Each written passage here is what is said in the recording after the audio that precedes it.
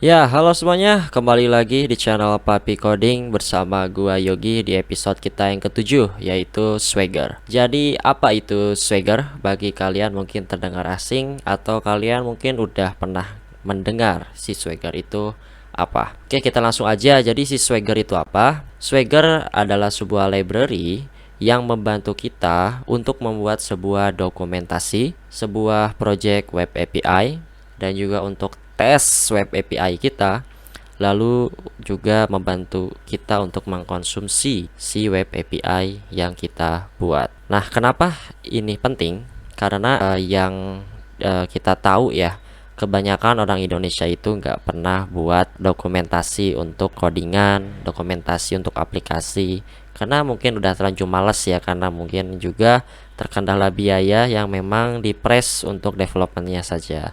Tapi sebagai programmer yang baik, kita harus membuat dokumentasi. Kenapa? Karena ketika kita handover pekerjaan kita ke orang lain, atau orang lain ini mau melanjutkan pekerjaan kita, apalagi kita mengerjakannya secara tim.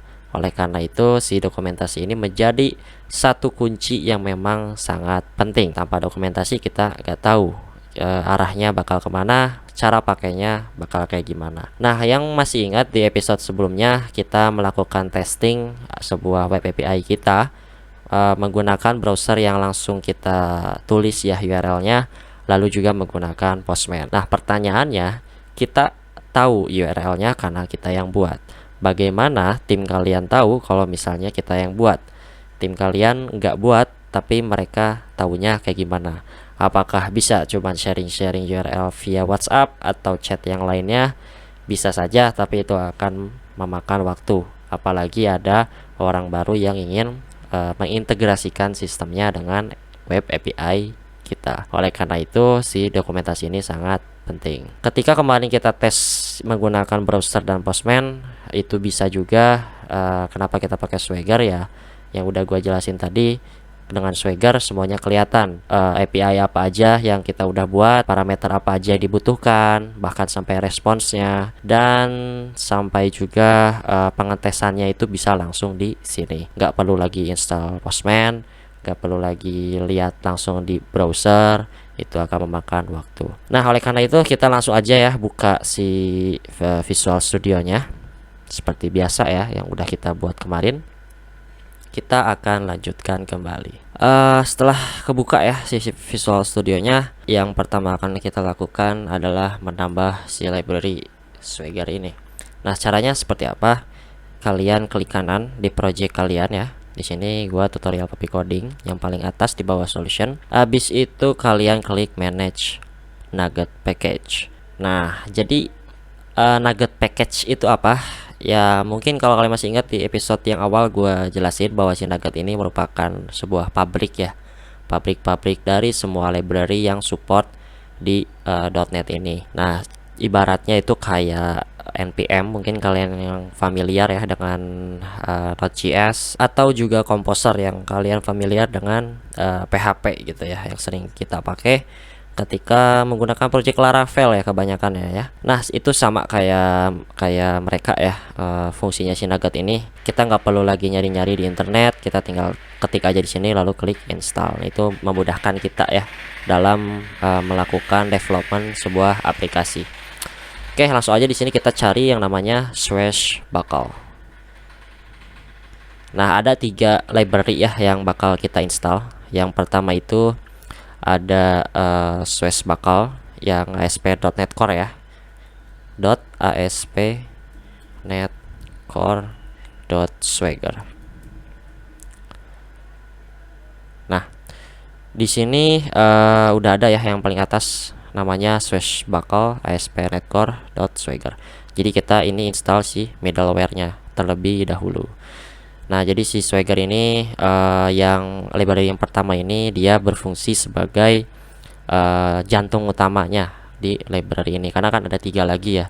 Yang kedua itu karena kita akan install SwaggerGen dan juga Swagger UI. SwaggerGen ini fungsinya untuk melakukan generasi dokumentasinya secara otomatis ya. Jadi kita nggak perlu mendefinisikannya lagi, cukup install ini. Ketika kita buat API, si Swagger ini bakal nge-scan kita punya controller apa aja yang support web API, lalu akan dibuatkan si dokumentasinya. Itu cukup canggih juga tuh si Swagger Gen ini. Lalu ada Swagger UI. Swagger UI itu apa? Yang tadi di slide gua, yang sebelum kita masuk ke Visual Studio itu ada foto ya, ada screenshot di sebelah kanan. Nah itu yang dibuatnya itu oleh si library ini. Makanya kita perlu 3 ini library ini ya. Kita install dulu yang Swagger, tinggal klik install di pinggir version. Di sini kita klik I accept aja ya, karena untuk ini berhubungan dengan license. Jangan khawatir, Swagger ini gratis ya. Jadi license-nya juga license OpenAP ya. Nah, di Swagger Gen ini kita klik install juga. Oke, terus yang bawahnya yaitu Swagger UI.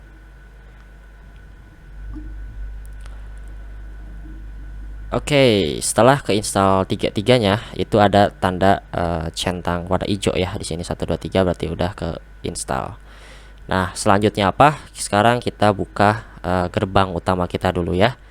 Kita buka di sebelah kanan ini, cari namanya program.cs, gerbang utama kita. Habis itu di bawah controllers kita tuliskan builder.services.add endpoint API Explorer. Nah, si metode ini fungsinya buat apa? Jadi kita kasih tanda ya bahwa si endpoint yang kita buat ini bakal di scan ya sama si Swagger biar bisa di generate. Kita kasih tanda dulu controller kita. Kalau misalnya udah dikasih tanda, baru kita generate si Swaggernya. Builder.services add Swagger Gen. Nah, ini ketika udah dikasih tanda, baru kita langsung generate si Swagger metadatanya ya, biar bisa dicoba gitu langsung di Swagger nanti ketika kita udah running. Nah, habis itu apa? Kita jangan lupa ketika kita udah konfigurasi di servicesnya, jangan lupa untuk pakai. Nah, di bawahnya, di bawah app builder.build, kita kasih app.swagger use Swagger ya, use Swagger. Nah, ini satu middleware-nya kita pakai. Lalu jangan lupa kita pakai UI-nya juga kan, karena kita tadi install yang Swagger UI-nya juga. Sini Swagger UI. Oke, ketika udah seperti ini, udah selesai dan kita akan langsung dicoba ya. Kita coba running. Sangat simpel ya, karena ini memang keuntungan kita pakai .NET dan Swagger ya. Dalam pembuatan dokumentasi itu bisa sekejap, kita nggak perlu lagi mendefinisikan si metadatanya, entah itu parameternya, entah itu URL-nya, bahkan sampai responsnya itu kita nggak perlu. Karena basicnya ini strong type ya, jadi bisa di scan. Beda dengan JS ataupun PHP yang lebih dynamic ya, itu agak susah untuk di scan ya, makanya harus manual untuk membuat si mendefinisikan si metadata Swagger-nya kalau misalnya pakai Swagger. Oke, di sini kita langsung di URL ya, kita langsung tuliskan /swagger.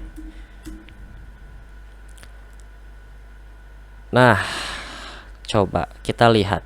Ini API yang kita buat ya, ada product, ada list, detail, create, update, dan juga delete. Kita coba yang list ya. Di sini kita tinggal klik, terus try it out. Terus kita tinggal klik yang execute. Dan langsung muncul si responsnya tanpa kita buka di browser manual lagi, tanpa kita buka Postman-nya lagi. Kita coba untuk yang create. Di sini try it out, terus kita coba execute. Nah, parameter yang dikirim adalah 0 karena ID kita yang kirim adalah 0 ya. Kita coba ganti sama 10, terus kita coba execute. Nah, parameter yang dikirim adalah 10. Wow, cukup canggih kan ya. Maka oleh karena itu ini lumayan membantu kita sebagai developer dalam membuat dokumentasi. Mungkin ada yang satu yang kurang ya, ketika kita running nggak otomatis ke si Swagger ini. Nah, coba kalian pikirkan merubahnya itu di mana. Kalau misalnya udah, kalian langsung aja balik lagi ke video ini. Oke, gimana, ketemu atau enggak? Nah, cara merubahnya itu kalau misalnya yang lupa ada di properties launch setting.json. Nah, kita coba rubah si API/product menjadi Swagger. Kita copy ke ke bawahnya juga.